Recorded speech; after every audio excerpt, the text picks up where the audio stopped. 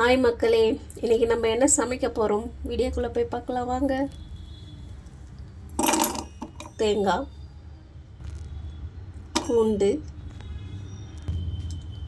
இஞ்சி, பச்சை மிளகு, கடலை, சோம்பு, இதை போய் பேஸ்ட் பண்ணிட்டு வரலாம் வாங்க போகலாம். இப்போ பாருங்கள், பேஸ்ட் ஆகிடுச்சு. தேவைக்கேற்ப எண்ணெய். இப்போ பாருங்கள், எண்ணெய் காஞ்ச உடனே சீரகம் சேர்த்துக்கோங்க. சீரகம் பொரிந்தவுடன் வெந்தயம்,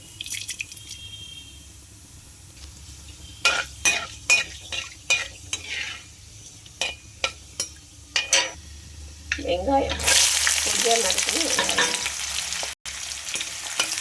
எல்லாரும் விடுங்க, நல்லா கலக்கிக்கோங்க. வெங்காயம் சேர்த்தோங்க கொஞ்சம் சால்ட்டு போட்டுக்கோங்க,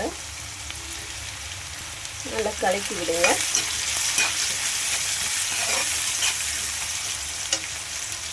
வெங்காயம் பொன்னிறமாக வரட்டும், அது வரைக்கும் கொஞ்சம் நல்லா கலக்கலாம். உப்பு சேர்த்தா சீக்கிரமாக கலர் சேஞ்ச் ஆகிடும், அதனால தான் உப்பு சேர்க்கணும். இப்போ பாருங்கள், வெங்காயம் கொஞ்சம் நல்லா வதங்கி வந்திருக்கு இல்லையா? இந்த டைமில் தக்காளி சேர்த்துக்கோங்க.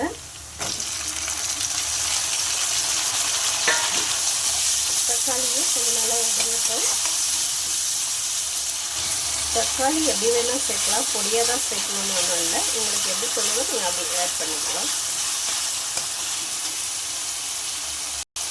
இந்த டைமில் கொஞ்சம் கருவேப்பிலை சேர்த்துக்கோங்க,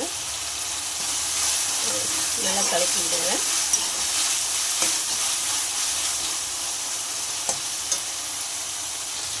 ஒரு 5 நிமிஷம் ஒரு தட்டு போட்டு மூடிக்கோங்க,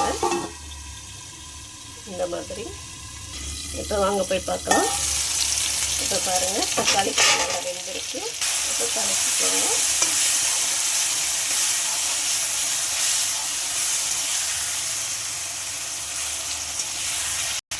கொஞ்சம் மஞ்சள் தூள் சேர்த்துட்டு கலக்கி விடுங்க. இந்த மாதிரி டைமில் இப்போ நம்ம அரைச்சி வச்சோம் இல்லைங்களா, அந்த பேஸ்ட் எடுத்து சேர்த்துக்கோங்க.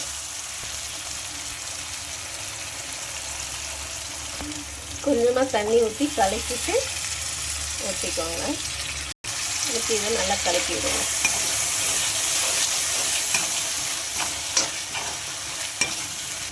இதை நல்லா கலக்கிக்கோங்க. இப்போ பாருங்கள், இந்த மாதிரி வரும். அந்த டைமில் தேவையான மசாலாலாம் இது கூட சேர்த்துக்கலாம். ஓகே, மிளகாய்த்தூள் ஆல்ரெடி நம்ம பச்சை மிளகாய் சேர்த்துருக்கோம். உங்கள் காரத்துக்கு ஏற்ற மாதிரி நீங்கள் காரம் சேர்த்துக்கலாம். 1 ஸ்பூன் மல்லித்தூள், கரம் மசாலா தூள், கொஞ்சமாக சீரகத்தூள். ஆல்ரெடி நம்ம சீரகம் சேர்த்துருக்கோம், அதனால் கொஞ்சோண்டு 1/4 டீஸ்பூன் சீரகம் தூள் சேர்த்துக்கோங்க. தேவைன்னா சீரகம் தூள் சேர்த்துக்கோங்க, இல்லைன்னா வேணாம். இதை நல்லா கலக்கிங்க. நல்லா கலக்கி விட்டுட்டு ஆல்ரெடி சால்ட்டும் சேர்த்துருந்தோம். இப்போ கொஞ்சமாக மறுபடியும் கொஞ்சோண்டு சேர்த்துக்கோங்க. காய்க்கெல்லாம் வேணும் இல்லைங்களா, அதுக்காக. தனியாக நல்லா கலக்கிக்கோங்க. இப்போ பாருங்கள், இந்த மாதிரி ஸ்டேஜ் வந்த உடனே காய் வந்துட்டு நம்ம கட் பண்ணி வச்சுருக்கிற காய் சேர்க்கலாமா? என்ன காய் பார்க்கலாம் வாங்க. இங்கே பாருங்கள், பீன்ஸு தான். பீன்ஸ் மட்டும்தான் செய்யணுமா இந்த மெத்தட்லன்னு பார்த்தீங்கன்னா இல்லை, உங்களுக்கு தேவையான காய் கூட சேர்த்துக்கலாம். இது கூட நல்லா வேறு லெவல் டேஸ்ட்டாக இருக்கும். இப்போ பாருங்கள், நல்லா கலக்கிட்ட பிறகு ஒரு 5 நிமிஷம் நல்லா காய் அது கூடயே கொஞ்சம் மசாலா கூடயே வேகட்டும். ஒரு தட்டு போட்டு மூடிடலாமா? வாங்க வாங்க ஃப்ரெண்ட்ஸ், போயிட்டு பார்க்கலாமா? பாருங்கள், இப்போ எண்ணெய் நல்லா பிரிஞ்சு வந்திருக்கா? இந்த டைமில் ஒரு கலக்கிட்டு நல்லா கொஞ்சம் கலக்கிக்கோங்க.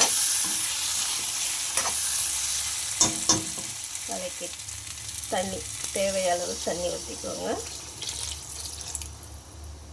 ஊற்றிட்டு நல்லா கலக்கிக்கோங்க.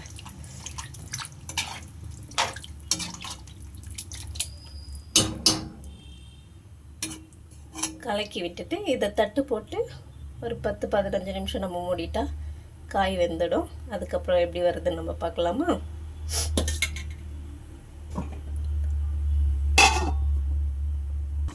வாங்க ஃப்ரெண்ட்ஸ் போயிட்டு பார்க்கலாமா? இப்போ பாருங்கள், கிரேவி ரெடி ஆகிடுச்சு. கொத்தமல்லி போட்டு இறக்கிடுங்க. அவ்வளோதான் ஃப்ரெண்ட்ஸ்.